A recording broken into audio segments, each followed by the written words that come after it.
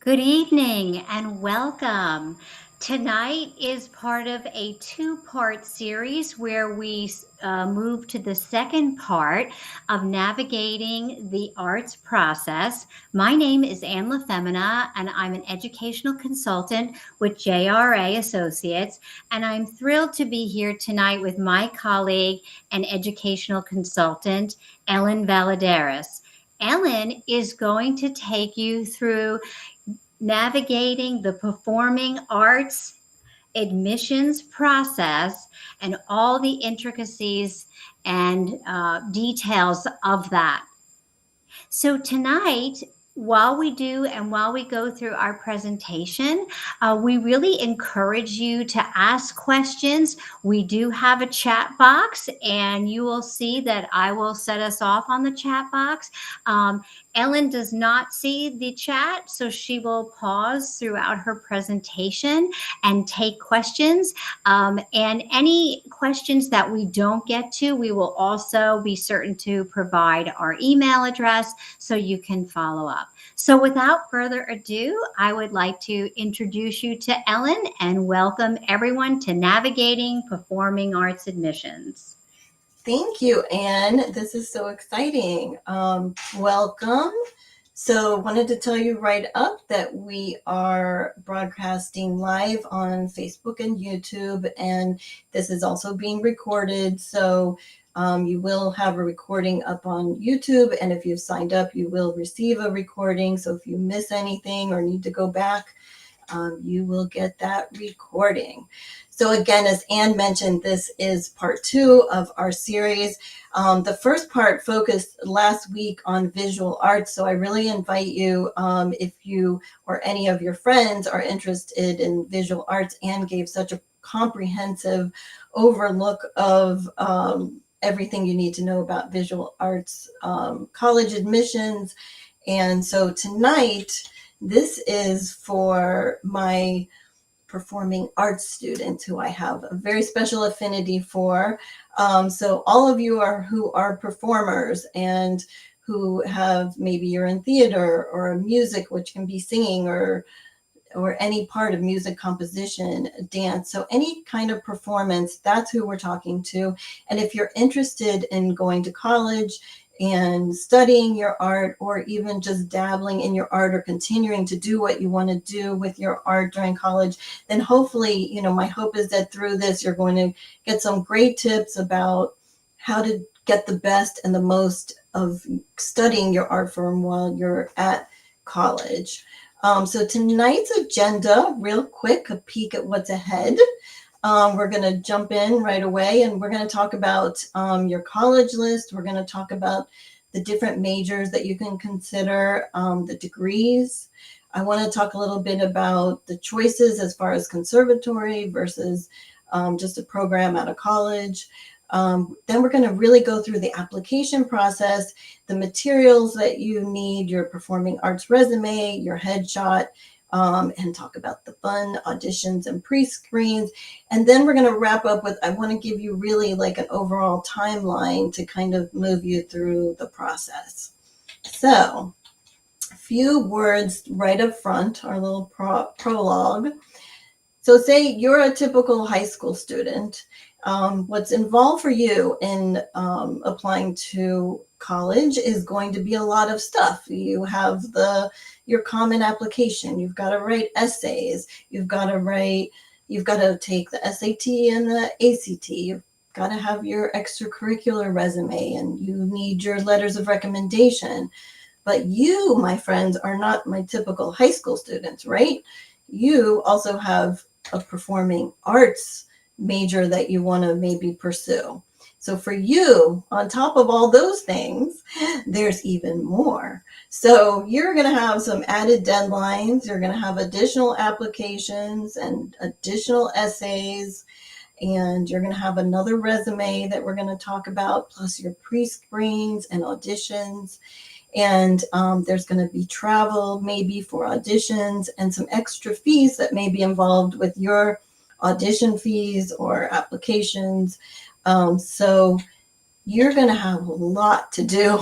And that's what we're going to try to set you up for, is to kind of really prepare. So how do you juggle all of that? Because it is a lot, but you know, I want you to remember, like, you're not the first performing arts student to apply to college.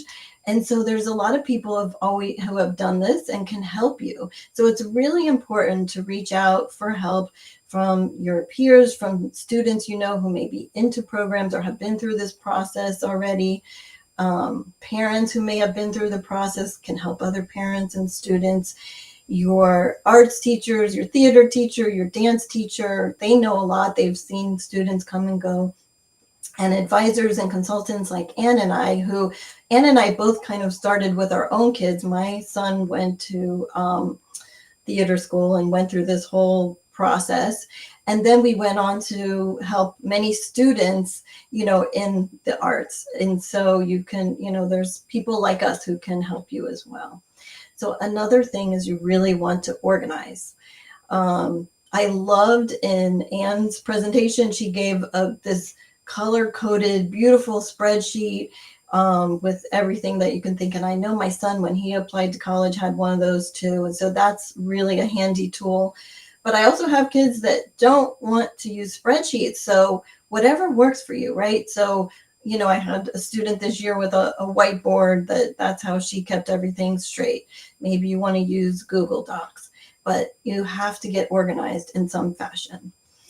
And work ahead. We're going to talk a lot. You're going to hear me drone about a couple of things tonight and drill them into your head. And one of them is about working ahead and not procrastinating and applying early. I'm famous for procrastinating, but this is a time where you just can't. You really need to work ahead because there's a lot of moving parts. Do your research as much, like even starting as soon as you know that you want to pursue your art in college, you should start researching. And most of all, have fun with it, right?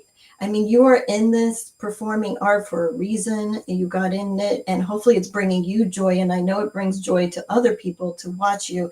So you have to kind of, when you get overwhelmed, step back and remember, I'm doing this for a reason because I love this and I'm passionate about it. And so have fun, because there's a lot of fun in the process with the auditions and just meeting other people who have, you know, done these things and who are peers and studying the same art. There's a lot to it. So now we're going to jump into your college list and the degrees and finding colleges and the program that's really right for you. So again, finding your best fit college. If you're, every student is going to have to look for colleges that fit them, and you want to think about the location, the size. Do you like a medium size school or a large school? Do you like the rah-rah of football? Do you like, you know, what kind of environment do you want to be in? Do you like a campus environment? Do you like an urban environment? So those are the things, you know, that you want to consider, the academic rigor. And we want to create a balanced list, right, of safe schools that we know pretty much that you're going to be able, with your grades and test scores and everything, to get in, some target schools, and a few reach schools.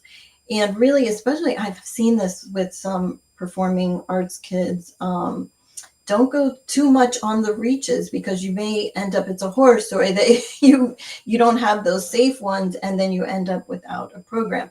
And I want to mention right off, as we're talking, when you're applying to college, right, and if you want to go into a performing arts program, you have to get into both the college and into the program, right? So there's two pieces of it. So you do have to have grades and scores and things that match the college as well, and get into that piece as well. So all of that is important. Now, if you're looking for a performing arts program, now your research gets even a little bit more specific, and you want to look at, you're going to decide, we're going to talk about the kinds of degrees, but do the schools have the degree that you want? Do they have the kind of style of teaching that you're looking for? Maybe do they have the auditions? You know, maybe you want auditions or don't want to audition. And you want to look at the faculty and the style of their teaching, because that really matters. So So this is, something to really understand when you're looking at the different degrees for performing arts majors. You probably have heard of the BFA. That's kind of the common theater program, musical theater, music degree for somebody who's going to really follow that track. So the Bachelor of Fine Arts is the BFA, and doing a BFA means that you are going to really be spending a lot of time immersed in practicing and learning about your art form, whether it's dance, theater, music, whatever it is. And through the BFA, the objective is to prepare you for a career that's going to bring you into a theater career or a music career or whatever. So that's your more intensive um, art form related degree. The Bachelor of Arts degree offers you a little bit more flexibility. So you could do a Bachelor of Arts in Theater, for instance, but at the same time, maybe you're also taking more academic courses. Maybe you're taking another major or minor in business. So a Bachelor of Arts could prepare you for broader career options. If you're that kind of a student who needs a little bit more flexibility, or you're an academic kind of student that you want to learn more while you're in college than just focusing on your art, a Bachelor of Arts may be the way for you to go. Then for the music students out there, there is a Bachelor of Music, which also can be for musical theater, it can be for musical education, it can be for performance. And that, again, is kind of similar to your BFA, and that's going to be more concentrated on your music career, and you're going to spend a lot of studio time, a lot of extra time working on that. This is we've been over that. So what kind of program then is right for you? Because there are different kinds of programs, and maybe you've heard a little bit about these different things, but we're going to dive in a little bit deeper. So the conservatory, when you think of conservatory, a great example like I have here is, of course, like Juilliard, or maybe the Boston Conservatory or Berklee College of Music. These really are programs and schools that revolve all around the performing arts. And so everything at that school is going to be basically, arts related. And the conservatory style of teaching is going to mean you are immersed, again, kind of like that BFA, in your art form and developing, and just focused on developing your skills as a performer. You'll spend most of your time just with your peers who are also studying the same art form. And it's not that you won't be taking gen ed, because even in Juilliard, you will be taking some general education courses, but the focus is really, really going to be on bringing you into helping you know everything you can about your art form and getting you prepared for a career and options in careers when you're done. So very intensive. I want you to know that it's like being an athlete. Being in a conservatory kind of a program is intensive, and it requires much more than just going to classes, a few hours. There's a lot of stuff that happens outside of classes and rehearsals and practices and everything. So, but when you're being called to really, your heart calls you to do that kind of thing, I think, you'll know. So one of the options is, if you're not going to do like a Juilliard or one of those conservatory schools, there is some schools, some colleges and universities that offer a conservatory style within the university. So examples being like at NYU, the Tisch School of the Arts, Carnegie Mellon School of Drama, Boston University, that's where my son went. So these schools are great examples of places where you can get, and there's a lot more than that. A conservatory style of learning within a university, which is kind of a neat thing, because now you're also getting to experience a little bit more of college life. It's kind of the best of both worlds in a way. And depending on the program, maybe you can study some other things, major and minor. Just a little thing I want to say, a reality check on that I learned going through this process with my son, is that he did go to BU and to the College of Fine Arts as a theater student. And they said, sure, you can be in the honors college at the same time. Sure, you can minor and maybe major in something else. The reality of it was, yeah, sure, you could do it, but it really wasn't possible because, like I said, this is like being an athlete at the school.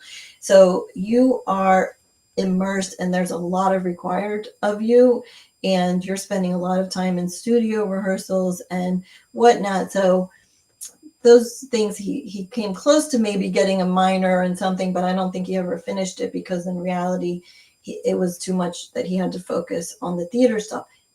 But it was what he wanted, and it did turn out very well. So that's all well and said, but you have to know going in that conservatory style is a little demanding on your time. So now there's another option that is maybe another step down, let's say. So maybe you're looking at more of a Bachelor of Arts degree. So some of these universities that I'm listing here offer maybe a Bachelor's of Arts in your a BA in your art form, theater, music, or dance, or maybe you can even minor in it. So now you have a chance to, okay, I want to go to University of Miami and study business or marketing or something, but I'd also really love to minor in theater because I still have that passion for it.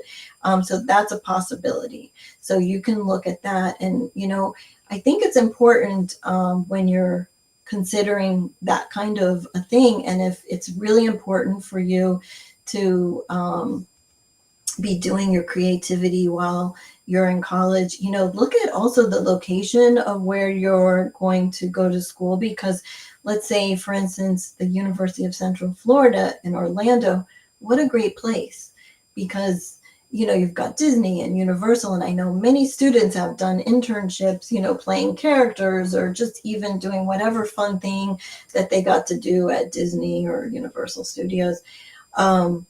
And so if it's important to you, to be still doing your art somehow, it doesn't necessarily have to be at the university. There can be things within the community that you can take advantage of.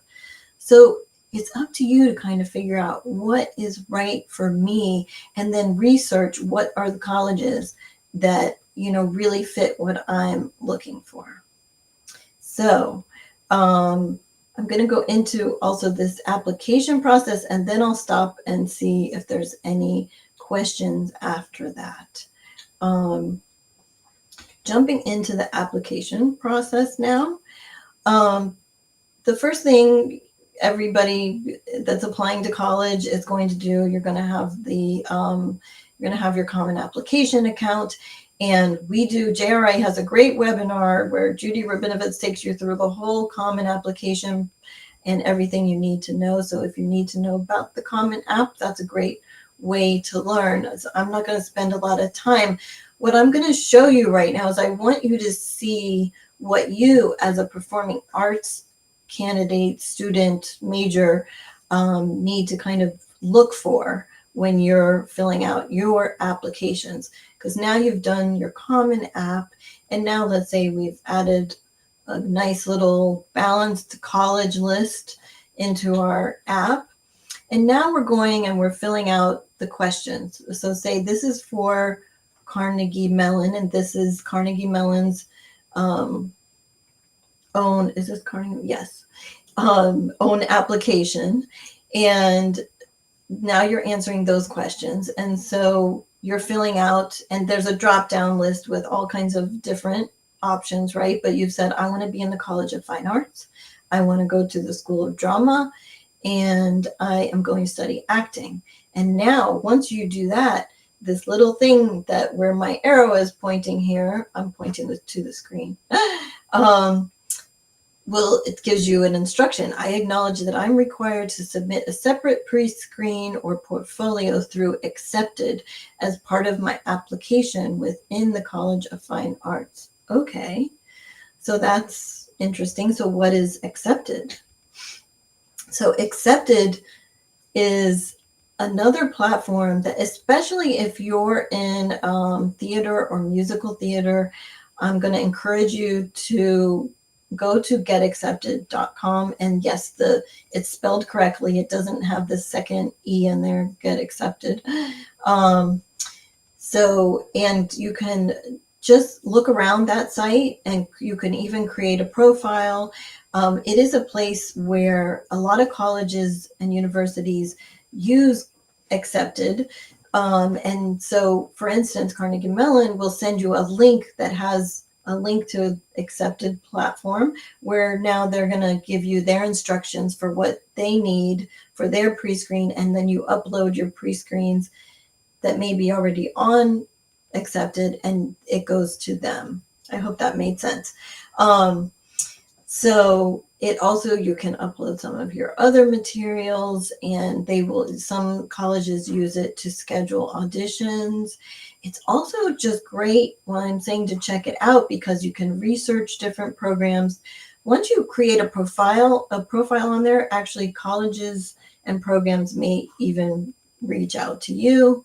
But there's also tons of just great information on there with and some blogs, just all kinds of helpful things about resumes and everything that goes way beyond this webinar. So it's just a great platform that you need to know about. But the thing is that accepted is not the only thing that you're going to have to know about. Every college now is going to have, that you're applying for, is going to have they may have just different ways of approaching how you're going to submit your arts application. So for instance, this is Tisch School of Drama, and they're telling you that they want you to look at their portal. So once you've applied, you're going to get an email, and you're going to set up a portal. And through that portal, you're going to schedule now your artistic review with them. So everything is a little bit different, and it's so important that you pay attention to all the different details. Here's an example from Boston University. This is for music. I put in a sample of for composition and theory, and there just pops up that an audition and portfolio are required. Please see, and they give you a link to follow to find the submission information. So you would have to just go look on that link and make sure you find all that. Now, not only does every college on Common App have different things, now there may be some colleges that you're going to apply to, or programs that aren't even on Common App.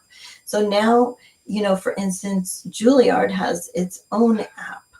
So you're going to want to look at their website and go through and make sure that you look at the program that you want, and follow every little detail of what you're going to need for the admissions for Juilliard, and do the application, their own application. So again, it's so important not only to look at the details as you're filling out the applications, but to read every website of the school that you're applying for. I can't stress that enough, because everyone is going to be a little bit different. And then again, to organize yourself so you know what all the different details and deadlines are, because they're all going to maybe be a little bit different. So it's not the time, and I know a lot of students are so good at multitasking and scanning through things really quickly, but this is the time to really take your time and read and every dotted line and every little detail. You want to make sure that you've got it. This is just some things. What I wanted to show you about NYU School of the Arts, the Tisch School.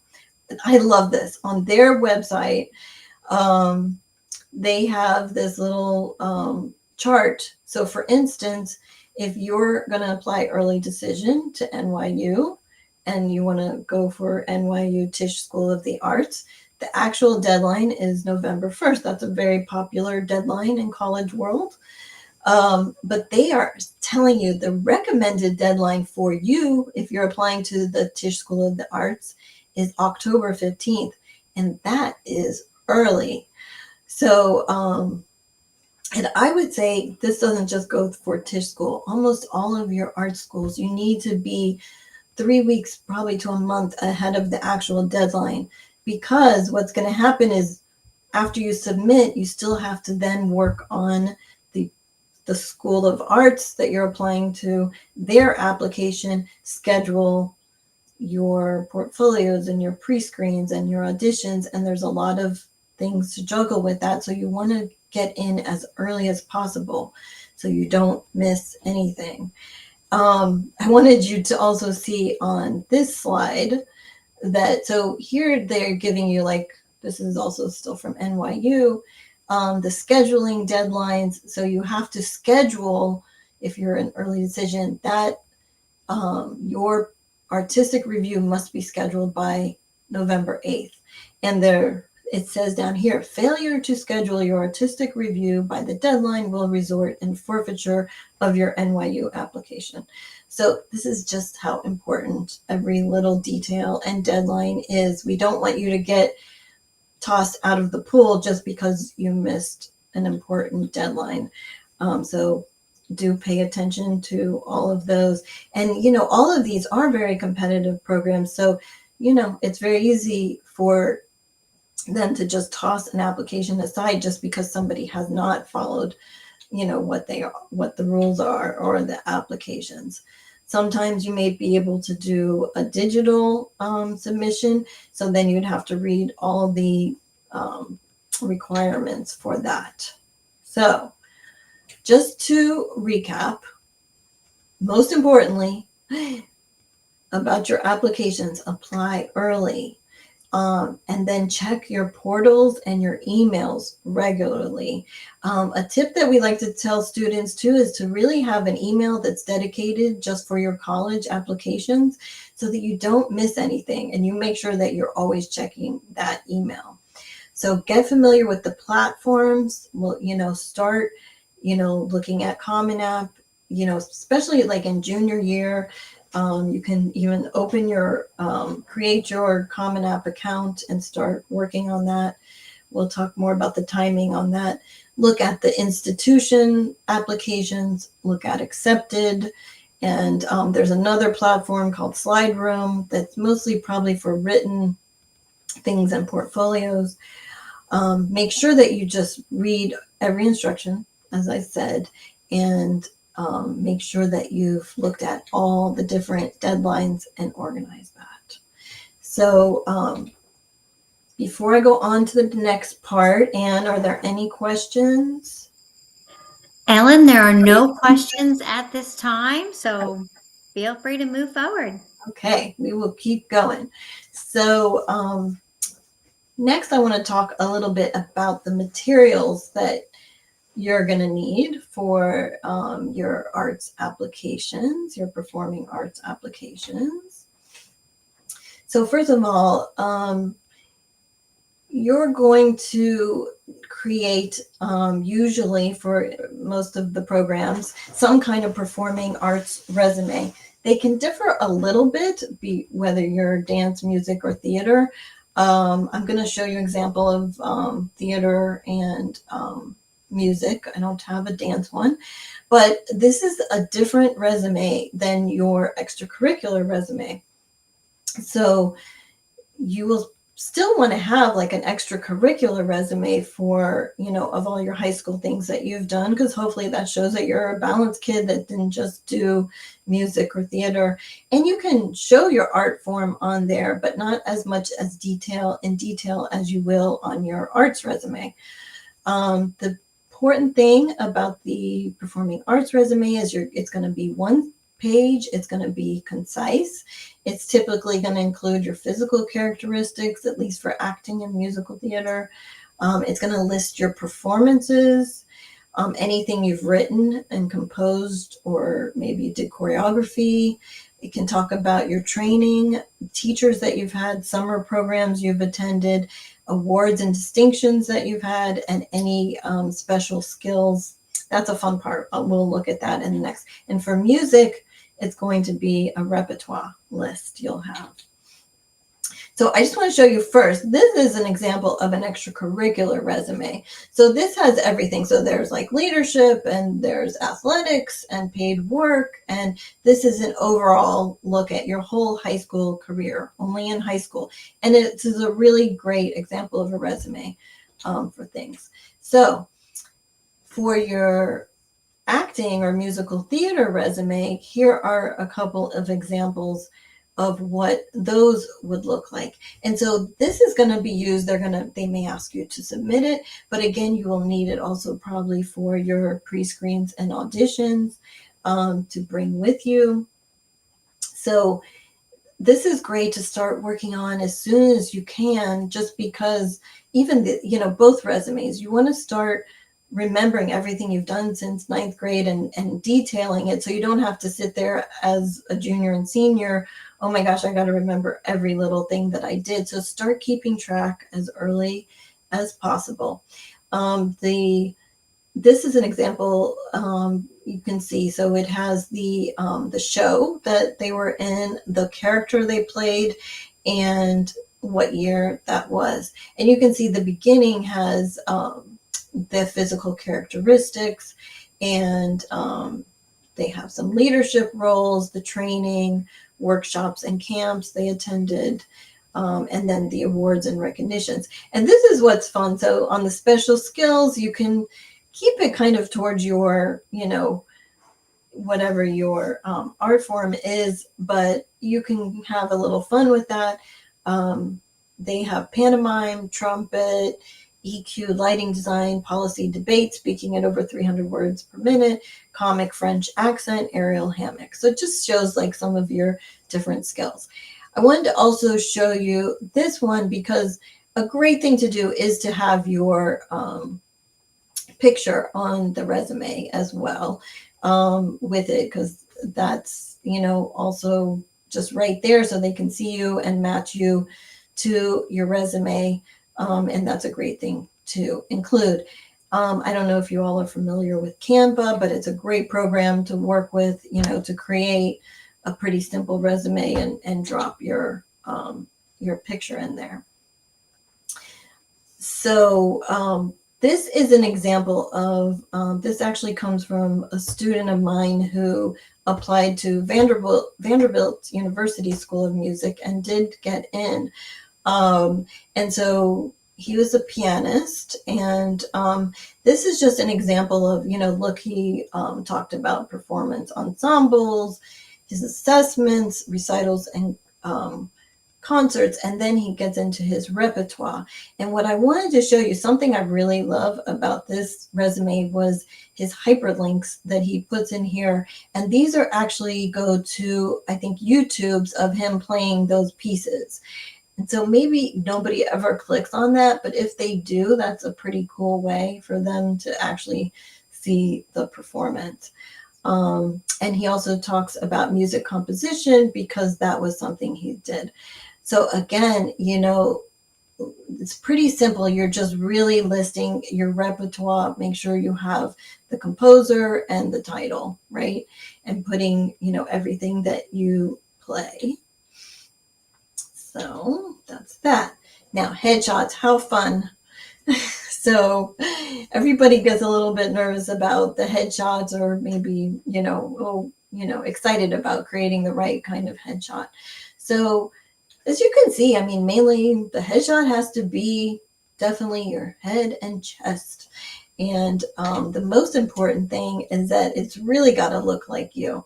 So we're going to talk about some do's and don'ts. But again, like, it's important to really see if the school that you're applying to might have some specific guidelines. That's always important. Do they want something special for your headshot? Maybe they want a 5x7 instead of an 8x10, or maybe they want your name in a certain place on the picture. So you've got to make sure that you look at all those details. They are typically an 8x10 color photo, captures you from the mid chest to the top of the head. This comes from my son, who went through theater school, that it should have 4 fingers of room above your head. I didn't know that. And it should look like you. The whole purpose of a headshot, to back up for a minute, is so that when you're walking into an audition or an interview, they should be able to look at your headshot and look at you and know exactly who you are. So if you've done your hair up all fancy and now you walk in and your hair's in a different way, they may not really connect you, or you made yourself look older or younger. You don't want to do that. So it really, really should look like who you are so they're recognizing you. An interesting note I just wanted to make. So in addition to like just a headshot, for musicians and dancers, you may, and again, I would say check the school's guidelines, that you could do a full body shot as well with your instrument or in a dance, position. So that's, again, up to you to do. Some do's and don'ts, very important. And one thing I just want to say right away, is that one of the don'ts is don't spend a ton of money, right? So really, my son and his friends, they usually just work with a friend who has a good iPhone, or maybe a good eye and a good iPhone, and or maybe they have a good camera. But you don't need to spend hundreds to go to a fancy sitting down with a photographer. And believe me, your headshot is going to change so much. Oh my gosh, from when you start until every year that you go, So you're going to do them again and again. So really, this is something that is great, again, to do with a trusted friend, and you definitely want to get feedback, from people. You do want to use a very solid colored background. I remember my son setting up, and we put like some sheet hanging up over the sliding glass door. Make sure there's good lighting. It really should capture your vibe and your personality, right? So do take those ones that are really smiley, and take the serious ones, but, take a bunch, take a lot of them, but then make sure that you choose the one that really exudes who you are and is your vibe. And you are going to want to put your name on the photo, somewhere, either on the back or printed on the front somehow. And again, follow the directions about that. What you don't also want to do is don't use like a fancy glamour shot. Don't overdress or underdress. Don't show a lot of skin. Don't overdo your makeup. Again, like, look your age. Don't try to be younger or older. For you guys, it's probably mostly trying to look older, but just be your age and use a current shot for sure. Don't use props unless they have specifically said that you could have a prop in your headshot, but I would say don't. And that does, if you're a musician and you're doing one with your instrument, that's a different story. Okay, any questions about that, Anne? Are we good about the headshots and the resume? Yes, everything good. Okay. So let's move on. Okay, we're rolling. So now let's talk about pre-screens and auditions. So what the heck is a pre-screen?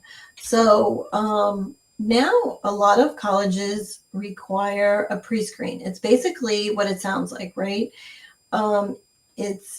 They are screening you before you get to the audition. So this is where they're going to look at you. And usually this is done by an uploaded video, typically. And they're going to tell you, again, as I mentioned, about following those specific rules. And we're going to look at some of the requirements that the schools have for the pre-screens and auditions.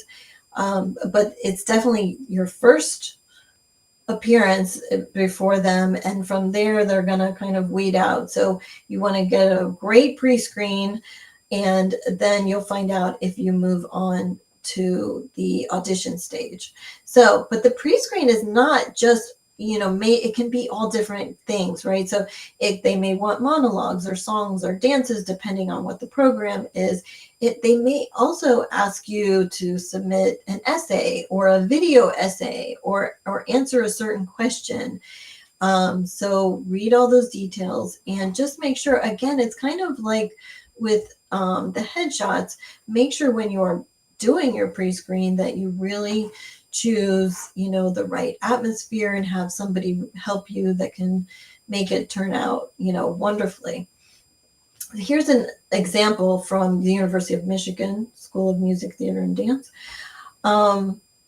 What they require for the pre-screen. So first they want 2 monologues. So they're going to ask you to upload 2 contrasting monologues. And they are telling you what the contrasting monologues should include. This was very interesting, I thought. They put in here, try to incorporate some physical movement in at least one of the selections. I love that. So that's a very specific thing. So that may, that may not be for each one. So that would be specific for them. Then they want a why acting video. So they're going to ask you to upload a 60 to 90 second face to the camera video, and where you answer the question, why acting? So that we may get to know you. So we didn't really talk about, but this is such an important thing that for all your applications, what you should be doing now during wherever you are in the process is really starting to reflect on why acting, why music, why song, why composition, because they are going to ask you, and they're going to want to know whether it's an essay form, interviews. They're going to want to know why you've chosen your creative expression that you have, and that, what do you get from it? What do you hope to serve? Who do you hope to, what impact do you hope to have by doing it? So those are some things that you really need to think about and can start doing that now. Then, besides all that, they want you to upload a 1 to 2 page double-spaced essay that answers one of the following prompts. So either why Michigan, which is great because they're saying if you already answered that on the Common App, you can use your same essay. So that's awesome. And then there's why theater at Michigan. So that's more specific. So describe your reasons for choosing performance training at Michigan. I don't know. If I was advising a student, I probably would say to submit the newer one and maybe use some things from your why Michigan, but then throw in the theater thing, because that's really probably what they would like to hear, is why you want their theater program specifically. And then it says optional 1 to 3 additional videos or YouTube links of other acting you've done in the last 18 months, which I think is another great thing, that we're looking at this now, and no matter where you are in the process, to think about, okay, start putting those things up on YouTube, even if it's just for you, so that you have them by the time you're getting into college, and you can go back and you never know which college is going to ask to see, some of those videos, but you've got them already and they're there. So that's an awesome opportunity. Then next step, the audition. So very exciting. So now let's say you got this exciting email, or it says in your portal, you passed your pre-screen and you're going on to the auditions. So just a note, again, the pre-screens are usually going to happen in about November, December, and then you'll find out about, auditions. Auditions are probably going to take place in about, January, February, maybe some March of your senior year. So a little about the auditions. They may be in person, or they could be, since the pandemic, we have a new thing that now a lot of them are live online. So you might have a choice of doing that. If you're doing it online, again, make sure you have the right environment, a comfortable space. I'm sure a lot of you have already done auditions like this, but, remember, it's very basic. You introduce yourself, you say what material you're performing, and then you just perform your material. So I'm not going to get in a lot of things about how you do your auditions. I think you have professional teachers, that can help you more with that. But just a few little tips about the actual process. So the other thing is that whoever's doing the audition, the faculty who is hosting, they are going to probably ask you a few questions. Again, why this art form? Why this school? So you have to be prepared to answer those questions. And you should be prepared to ask some questions. So really do your homework before those auditions and have some really good, thoughtful questions that aren't just, willy-nilly about something that really matters to you, that you want to learn about their program, because that will definitely show the interest. So some different examples of what they tell you are required, or different things about the audition. So for Carnegie Mellon,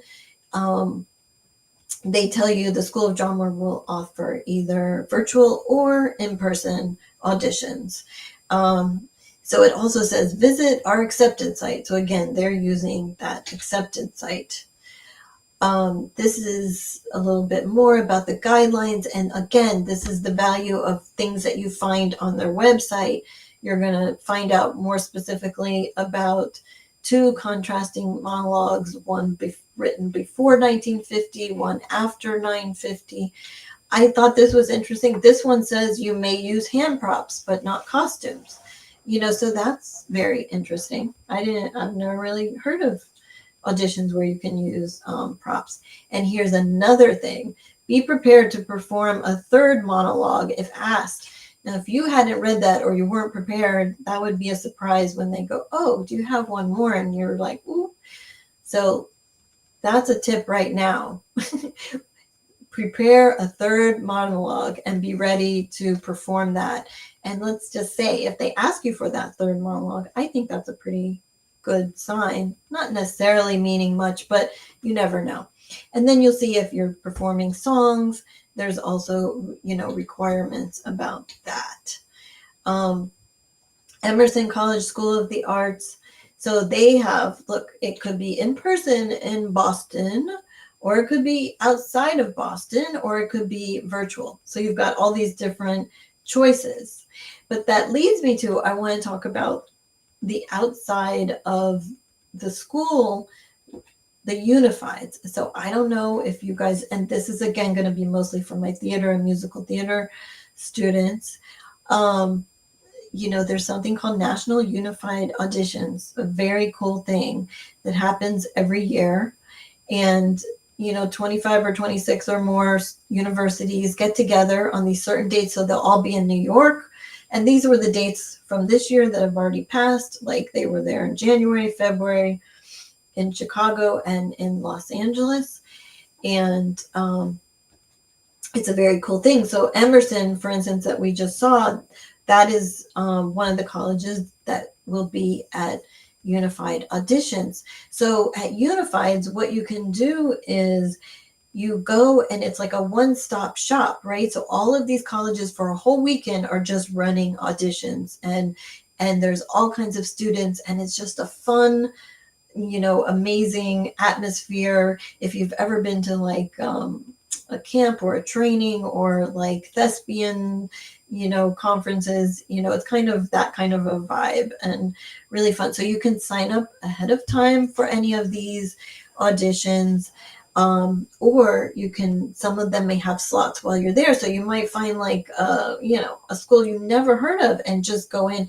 If anything, it's just a practice of your audition, and it's totally invaluable, to do it. So this is just a list of the different schools that were there this year, that you might find there.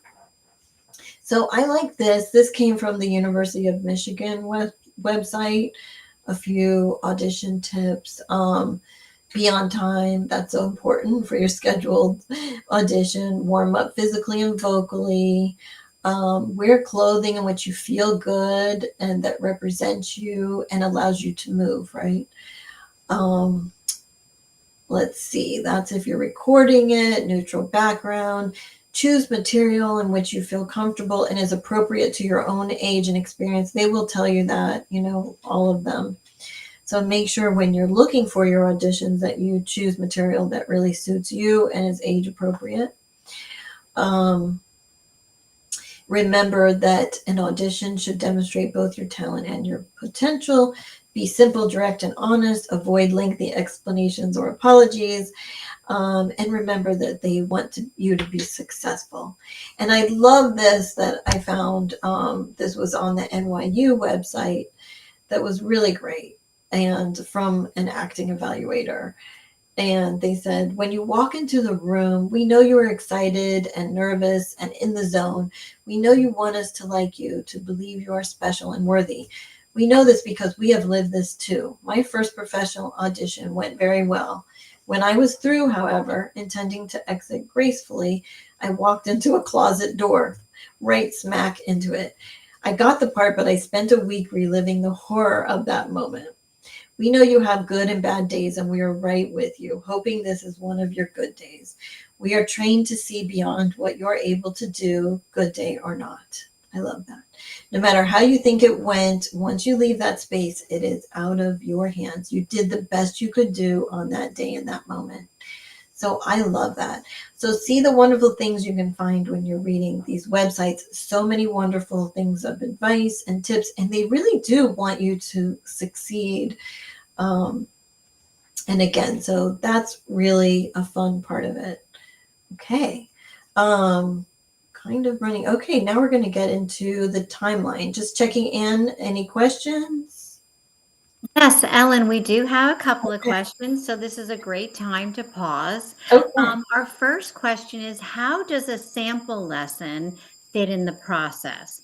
Is it common or a compliment at all? Any tips?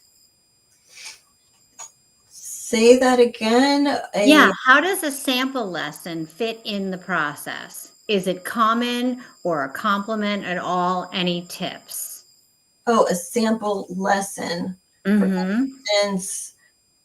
instance, what are you So understanding? I'm assuming the question might be more geared towards a instrumentalist, Oh, okay. right? So yes, I'll defer that to you. Okay. So I think that is valuable. You mean to have it on like a recording? Is that what they're asking, you think? Sometimes an instrumentalist can be invited to submit a sample lesson or to have a sample lesson with a professor at the college. And you won't find this so much in acting, theater, film, but you do Okay. find this on that, Yes. on that. Yes. Yes. So, yep, Okay. Got you. Got you. Got you. Got you. So doing a sample lesson with the university. with the professor, With the maybe, professor. yes. Yes, what Mhm. a great opportunity. I don't know how common that is. Um, I think that when you're, applying for sure, you need to find out and contact the music. I know, my student that went into the Vanderbilt music school, they were so wonderful with him. There was a lot of contact back and forth, even before and during the application process.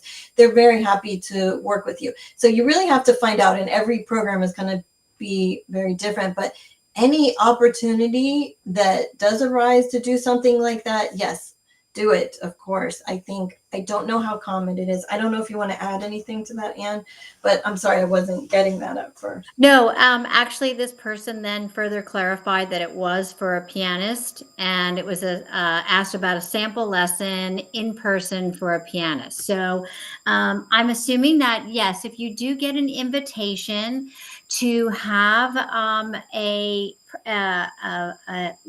one-on-one lesson, it is a compliment. It's also very valuable because it also gives you the insight of what you're going to have in front of you.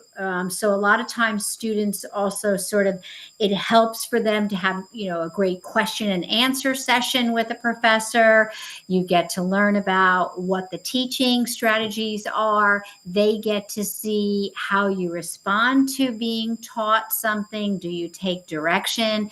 So the value in that is exponentially so. And I think also helps very much for making that final decision because you had that opportunity to work with a professor one on one on that campus ahead of that program. Yeah. Yeah, absolutely.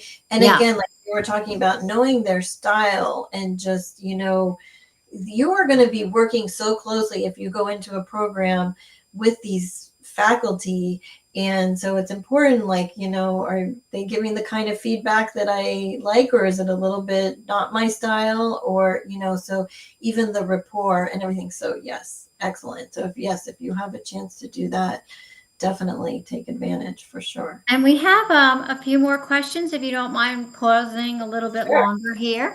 The next one is how many schools on average do the BM applicants instrumental performance apply into? How many schools are realistic and doable with all the auditions, etc.? Oh, that's a great question. I love that.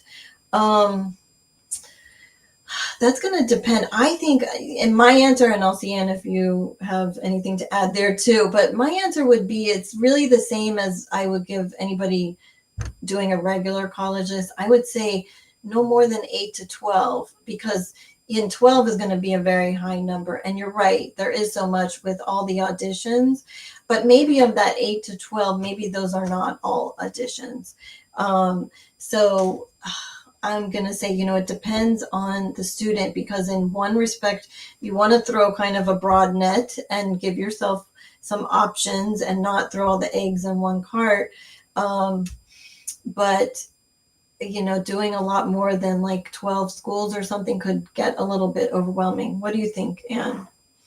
Yeah, I think I do agree. And I think it's very specific to things that you talked about earlier in your presentation in terms of are you going for a conservatory program or are you going for that conservatory or school within a university?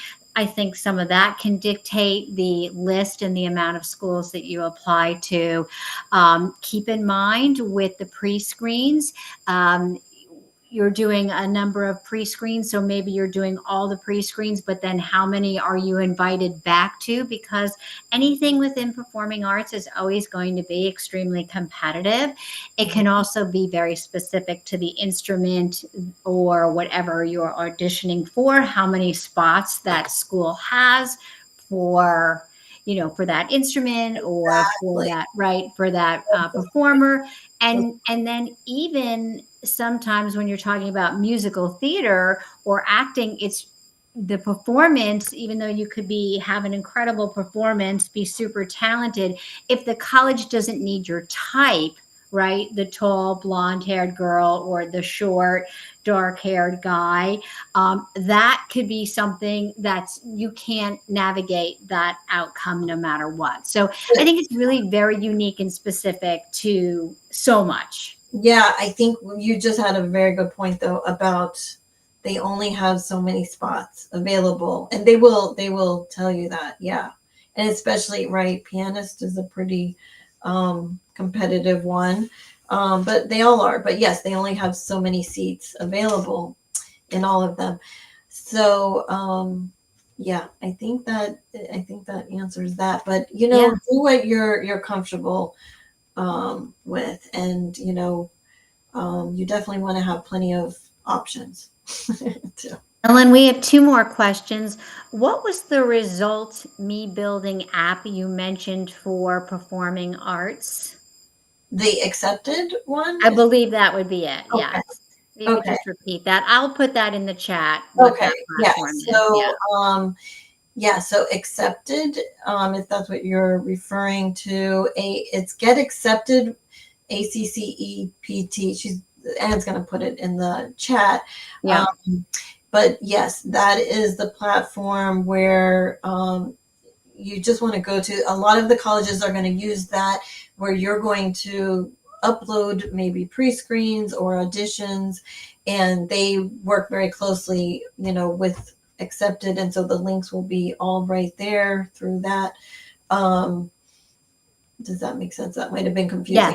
Yes. Yes. No, absolutely. And I will put that Okay. She's saying the questions further clarified resume building, not accepted. Oh, Canva. Sorry, Canva. Yes. So Okay. So, Canva is not necessarily a resume building. It's more of, I want to say Canva, Canva.com, I guess, is for designing your resume. It's this great, easy graphic tool to use. Um, so, but I don't know if you mean by like what you're going to have to put in, what you're going to have, you have the information, but that's just a great, they have templates on there. And yeah, so I don't know if they have specific to arts, but you can easily maneuver around some of those. Yeah. And you and can find, Ellen, I think, online some other templates for some of those resumes if you Google. finally, are there any stats on each conservatory as to how many applications get weeded out after pre-screens? If any info on available and any info on available studio spaces that can be publicly found? Wow. um, the stats, I would have to research that. So, if you want to email me that question later, I can try to follow up with you on that because I don't know about the stats on that. I don't even know if you can find that, but maybe somewhere in our we could find it. I'm interested. That might be interesting. Um, and what was the second part about the available studio space? Any info on available studio spaces that can be publicly found? Oh, so if you're at a college, you mean, and want to use their studio spaces? Or maybe just to even film your pre-screens, Oh, for potentially filming the so. pre-screens? Okay, we might need clarification on that. Um, hmm, that's a good question, but I think a college or a university definitely might have some available rooms that could be used for something like that. But again, I don't think you need to do anything for filming your pre-screens. I mean, the kids that I've worked with, it's usually in your home or whatever, but you find a natural spot, or it could be at school or something. I don't think you have to, you know, but you might find public spaces that you could do that too, I'm sure. Google could help with that. But the stats, I have no idea about that. That's a very interesting um, question. And I think you're right. It depends on how many applicants. I don't know also if there's, we know that just regular college applications have gone up, by the thousands. So I'm kind of assuming that probably so have, performing arts school applications increased. And so that's probably a lot of reason they're doing, more of the pre-screens too. But here's what I want to say on that. And this is maybe something to consider is that not all of the programs are going to make you do a pre-screen. Not all the programs are going to be audition programs. So maybe that's a way to mix up your list is when you're look at some colleges that maybe are not going that route, or maybe they just go right to the audition if you feel confident that way. So those are some of the details to look at. Do you Yep, and before you have, go on, yeah. the person just further clarified that they meant spots in the faculty studio of certain professors. So not even just studio space for performing in pre-screens, but actually that was a great answer that you gave because that further clarified some other information. But more specifically, the spots in the faculty studio of certain professors. So meaning, how do we know about that? Yeah, that's a good question too. I think so, meaning what kind of space you're going to have when you're going to college. Is Or that, maybe even how many spots will they have available for a particular instrument oh, or for particular, I'm assuming that might be, gotcha. or for a particular program. Oh, That that I don't know. um, I think you can typically find out. Some of that is going to be on the website for, I think, music programs. you might see how many spots are available for different things, and you will see the faculty there. And again, don't be shy about reaching out and calling, especially when you're in a specific thing like that. They are very happy to answer your questions. So you can call that, School of Music or wherever and try to find your answers to these questions. And they're great questions. Yeah. And do you have anything to add to that? Or Yeah, I would agree. The same thing is that also something that I've done is a little bit of a cheat, which we'll do for those theater programs, acting, musical theater, is we'll again look at the senior class and sort of get to a little bit of a read on the type of who's exiting, so we have a little bit more information of what they're looking for replacement in terms of typing. But you can certainly find out seniors, instrumentalists, things like that exiting, and that will give you a little bit of idea of the spots and what they're looking for. But usually, when you go to an audition live on a campus, oftentimes you'll find that the head of that program will come out and tell you more yes, specifically about their program, but also what they're looking for and seeking. And you always want to keep in mind that you can have a fabulous, marvelous audition and really be stellar, but they just may not have a spot for you in what that looks like. So great. yeah. No, that's a really great point. I want to dovetail on what Ann said. They will tell you a lot more information, right? You probably even in emails and things, but when you're there for live auditions, they do come and speak with you, and you will probably learn a lot of those, get the answers to those questions answered, right? So that's a great point. Very good. Anything else? Please proceed and we'll keep you Okay. posted if more come in. Love these questions though. They're great. Okay, great questions. Wow, you're challenging. They're good. Oh my gosh. Um, and if there's anything, please do email me, and I can try to find, or Ann, and we can find more information um, as best as we can. And we, have other counselors that we can ask if we don't have the answers. So this is our finale, the curtain call. So just hang in there with me for a few more minutes. And these are some last but not least good things. We're going to talk about the timeline.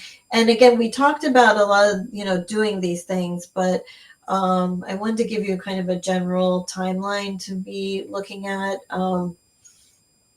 And again, this is a suggestion. Like, one of my Peloton teachers says, I make suggestions, you make decisions. So this is a suggested timeline, but you're gonna, follow your instincts and work as early as possible. That's the most important thing. Anyway, beginning junior year or earlier, sophomore, freshman, begin as soon as like we said, that you're interested in pursuing your art. I would say start researching, colleges and programs. There's a lot of great sites to look, like Accepted is a great resource tool I found as I was looking at things. So Googling is a great thing. You can go on niche.com, NICHE, that has a lot, about different schools. You can put in, what you're looking for. So different ways to research. And of course, talking to your friends and other people who have been through it, and begin creating that list. So plan visits and tours, and beginning in, sophomore, junior year, it can kind of just be, oh, we're taking a trip here and we're going to stop at this university and take a tour. Because there's just no better information for you to know whether you want to go to a school than to actually step foot on their campus. You can do virtual tours also, which you should do. If you can't get to a live tour, you can do a virtual tour, and that expresses, lets the college know that you're interested. It demonstrates interest in the school. We said talk to older students. So this is kind of the beginning. And then junior year, spring semester, now we need to start gathering audition materials, your monologues, your songs, your dance pieces. start finalizing your balanced college list, start doing some more visits and tours and your virtual tours. And then this is a great time to begin really working in earnest on your resume, asking for your letters of recommendation. Of course, if you're going to take the SAT and ACT, you would be doing that starting in your junior year. Okay, then the summer before your senior year, this is such an important time. This is a really big time. So now you're really going to get into those applications and essays. And I want to say to you, your common application, if you're doing a university program and you're going to fill out the common application, you have what is the common application essay or personal statement you have to do. That should really be done over the summer or even before if you can, but definitely you want to have that completed by the summer. The Common App opens officially August 1st of your senior year, but you can still fill it out and your information will roll over. Just make sure you say yes with that. But there's so much you can do with that. You should also begin just compiling your deadlines and all the supplemental essays that you're going to do. Again, your organization, start making that spreadsheet, and you're going to have a lot of supplemental essays just for your colleges and then for your arts applications. And so if you can find them, which they may not all be available until the applications open in the fall, but some you may get an idea by looking back at what they've been doing. It's a great time now also to workshop your audition pieces, attend a summer program or training. That's a great thing to do every summer. And I think in our handouts that we're giving you, which you can find, and I think Ann will put in the chat, we have a list of summer programs, like detailed list of great summer programs that you can take advantage of, which is super. And the great thing about doing that the summer before your senior year is you may come up with an audition right there during the summer working in these programs. It's also a good time to get your headshot done and complete both your extracurricular and your artistic resume. Then senior year fall semester, we're getting organized still, complete those applications and essays and really start, submitting things right away. Make sure you're organized with all your deadlines again. And this is the time where you're going to start working on filming those pre-screens, right? And so don't rush it. Give yourself plenty of time. That's why we really want to, as soon as possible, know what is needed for each program and for the pre-screens. Make sure you have the materials that you need, and record what you need. And again, don't rush that. And that's typically due November, December, and you're going to apply early, which hopefully means like you definitely want to choose the early decision or early early action options if you can, if that's available. I think most of the arts programs will tell you you have to do the early option in order to do everything that you need to do for it. And remember to check all those emails in the portals. So I know I sound like a broken record. Then in senior year of your spring semester, you'll be doing auditions probably in January or February. Around March, April, you should be getting hearing back from schools. I want to mention also this timeline is also in your handouts. I forgot to say that. So I know I'm going through it really quickly, but you do have it written out. Also, you have there and put together a timeline if you're a visual arts student. So you have some great references there. And we've given you a bunch of resources to look at as well. So May 1st is the deadline for committing to your college. So, and then you've made it. Congratulations. And I just want to say you will find the right program. Just definitely have all your options and apply to enough without overwhelming yourself. I wish I had that magic number to tell you, of how many, but I do say like 8 to 12 is a pretty strong number. But again, depending on who you are and what you personally can handle and what kind of program that you're going for, it all matters. So remember to create a winning application. Your academics and your grades still matter. Even, you're going for arts or not going for arts, that all matters. You want to show that you're a balanced student, that you have other interests. You want to show that you've done leadership. Um, and you can think about creating a project around music or theater or something that really shows your leadership. You want to take advantage of summer programs and all kinds of training. You want to be able to show that you're continuing to learn and grow. And I love, like, try to mentor others. That also shows leadership. So as you move up into high school years, make sure you're helping maybe, the freshmen, or you're helping, elementary or middle school kids, with music or theater, whatever you're doing. Make sure you have well-written essays. And the most important thing is to be yourself in all of this, because that is the most important thing, is to put forward an authentic application. So these are just a few things, and then we're going to really wrap up. I just want to read you these real quick. I received these from my son has some friends also that have graduated from performing arts, and we got some great tips from them, and I wanted to share with you. And just so you can see also the value of really sitting down. All these students want to talk to you and tell you about their experience. So really take advantage of those people that that have been through it, or ask somebody to help you connect with those students.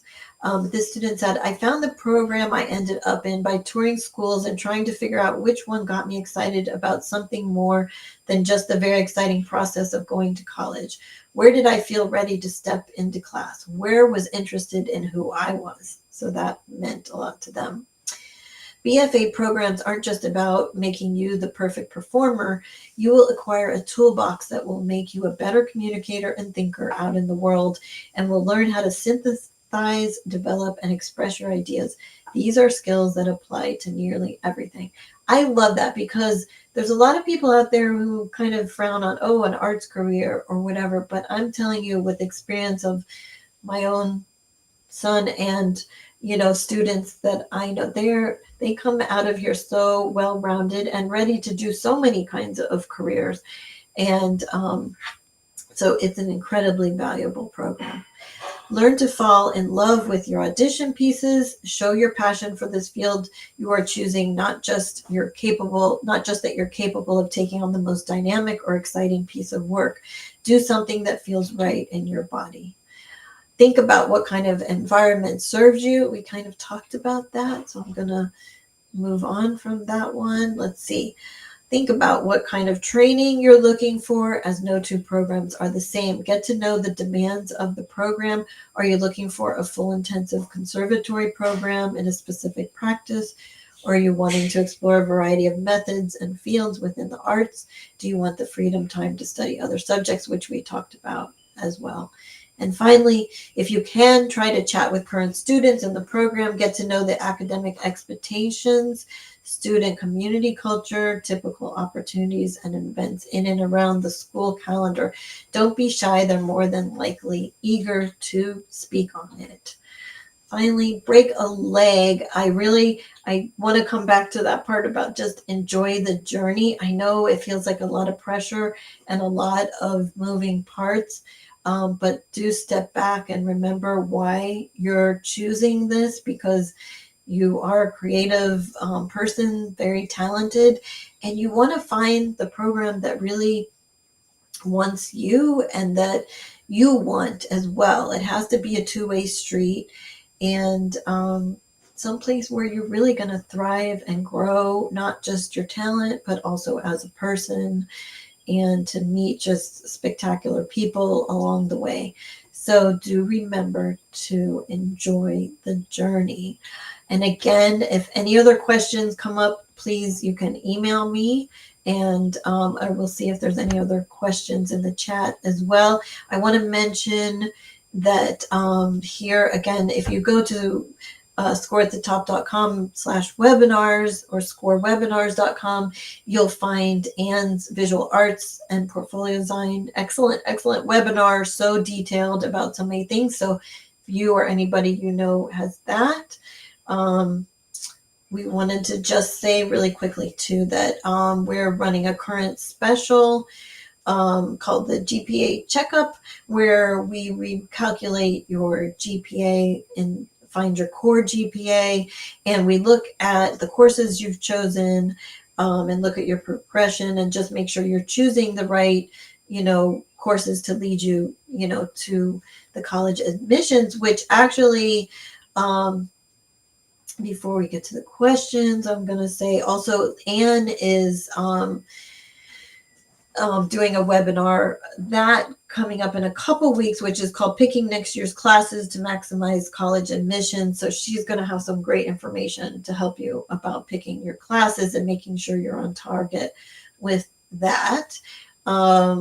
And we are going to go to questions. I want to mention too, we said that we do have the handouts and these resources available at scorewebinars.com. So you can find some of these links. And we have some upcoming webinars that I mentioned Anne's. I'll be doing another with another colleague, Kathy Hart. We'll be doing an essay webinar in July. That's not until midsummer, but I know we have some really spectacular other ones. There's another Common App walkthrough coming up, I believe, in a month or so, or maybe sooner. I don't know. So you can find all of our webinars that are coming up. So are there any other questions, Anne, that we need to answer before we go? Thank you all for your patience. I know this went a little long. Ellen, thank you so much. You did such a wonderful job, such great advice, descriptions of helping students and families to navigate this complex process, but also sharing the journey with your son. And, just always adds that personal touch. We do not have any questions in conclusions, but I did share your contact information, and hopefully anybody who wants to follow up will. And thank you. It was really fabulous. Thank you. And thank you all, for being here and for your wonderful questions. And again, it'll be recorded so you can find it on YouTube and on Facebook, and definitely email us with any questions and break a leg. Thank you. Thank you so much, Ellen. That was terrific. Good night. Good night.